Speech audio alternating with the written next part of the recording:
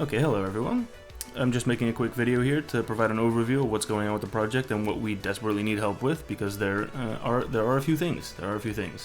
Kind of all alone on this project, and we're supposed to be. I intend to deliver an alpha very soon, and at the end of next month is when it needs to be kind of playable, at least in a shadow of its final form. So let me show you what we have right now. If I launch the game,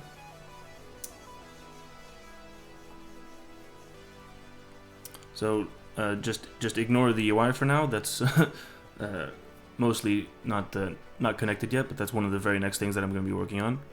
So if I click on the Galaxy tab, we can see here an overview of our procedurally generated galaxy, and these names are something that the players can later rename as they're discovering various sectors in the galaxy. And if I click on one of these, we're taken to a view of this particular procedurally generated sector, which gets generated by the server as players access them for the first time. So we can see here a rather typical solar system, and we kind of lucked out because this one has everything in it. We can see some planetoids orbiting close to the star, some larger planets further out, and some gas giants at the periphery of the system. And each of these gas giants, two of them, have asteroid fields and children orbiting them, all of which can be mined and exploited by player corporations. One of the more recent additions is finalizing the ship locomotion AI. So I've got an agent here that's just going to randomly move between various planets, and they're pretty good at hitting their targets. So bullseye, yeah, he managed to slow down perfectly. This time he kind of overshot his target, but still within bounds for docking in terms of how we're handling that. Not much point visiting the sun, but he's just randomly choosing now. And I can throw some more of them in, right? But you get the picture. So these minions are going to be controlled by the AI, and you give them tasks like in Dwarf Fortress or Rimworld. So you say, I need this asteroid belt mined, and they're going to go about that business by themselves. Or I need these goods moved from one colony to another colony. They're going to go ahead and take care of that for you.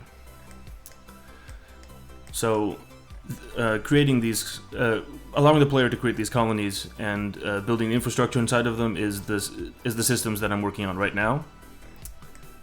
But what I've already built out is the research system, which allows the player to access various blueprints for the products that they're going to be building in their colonies. And so this is the research tree as it comes straight out of the database.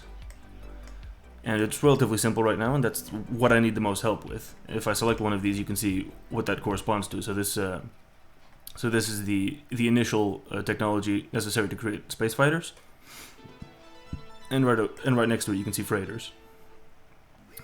And of course, Fighter 1 has as a descendant Fighter 2, which allows you to branch off into heavy fighters and scout fighters. And once you reach Tier 3, you can research the destroyer if you also have the Freighter 3 technology. So you can see that researching this destroyer technology requires you to spend 30 man-hours researching, and that's per population point, so that's not one dude. That represents an aggregate of the population in your colony, just like in the Civilization games. But I really would like this research tree to be sprawling and interconnected, and I've generated some procedural trees as an example of what I want it to eventually look like. So to make that look good, I need to increase my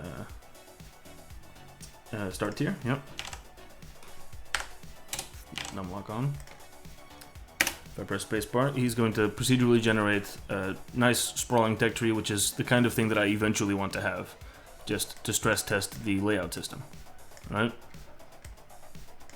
Oof, and it's generated some rather horizontal links, which is not ideal, but it's still readable,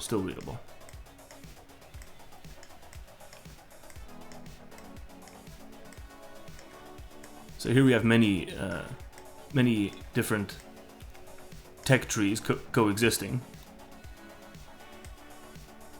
And lots of interconnected dependencies, especially for this large one. So you can see the kind of thing that I'd like to go for, right? And the player would only see a subset of this at any particular time. Well, let me take a screenshot of that to send to the Microsoft guys, because why is it moving this guy so far? That makes no sense. Should be doing that. Anyway, so the interface for, let me turn test mode off. Yeah, now it looks bad. Yeah.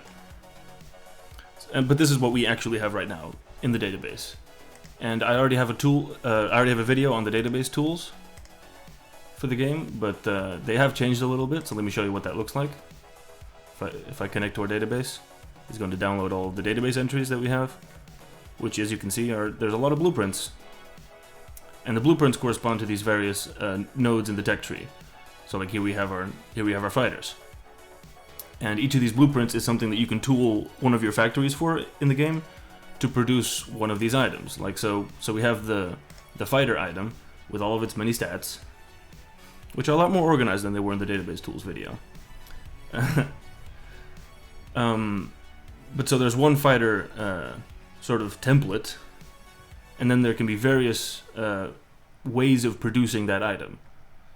So each of the fighter blueprints really just corresponds to an increasing production quality for the same fighter, and as you can see from the database tools video, production quality massively impacts the final stats of the item. Right? So as you develop your fighter technologies, all of your fighters are going to have better stats across the board. And the same concept applies to everything that you can equip onto your hulls, which is gear, of which there's not much right now. And here we have the shipyard, which is a factory for producing ships, which is also new. That wasn't in the previous video. So you can see that for producing fighters, you need a factory item, which is the shipyard. And then we'll have a separate piece of infrastructure for producing capital shipyard, I suppose. But so here lies the problem. Like, we need to expand this economic model massively, and you don't need to be a programmer to help with this. Like, I need creative people with ideas about how a futuristic economy might be structured. Ideas like, say I have this biofiber here, which is producing fiber using biomass.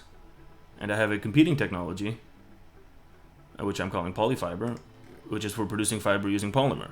So any item that you can build which requires fiber just has that fiber item as an input. But as you can see, the initial quality of polyfiber is 0.1, which means that when the game starts, the only way to get high quality fiber is to source it from biomass, right? Which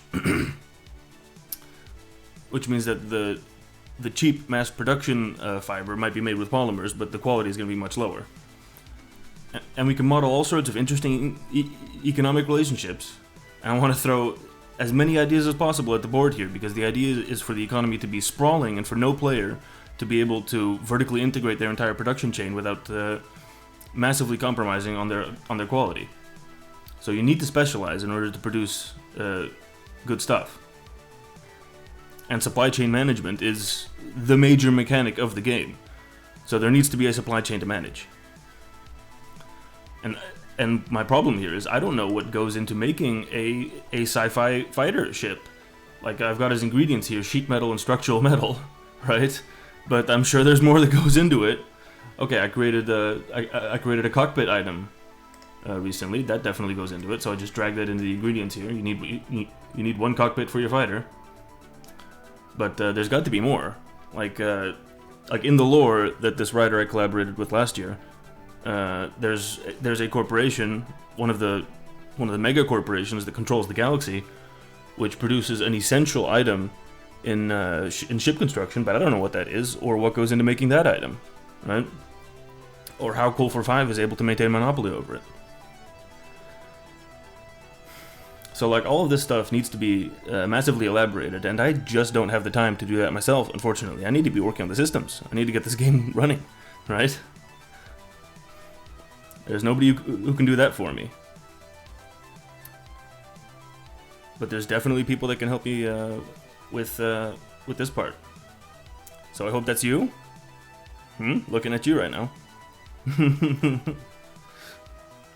And this is an open source game, so anyone can download everything that we're working on, and anyone can open up Unity and start contributing to this database. And maybe that should be restricted, but there's not that much interest at the moment. So the moment that becomes a problem, we have trolls coming in here, then I'll start restricting access. But for now, my door is open to all comers. So please let me know if that sounds like something that you can help with. And I'm streaming live every day on mixer.com/pixelbro. Come say hi. Come ask me questions. All right. Have a good one.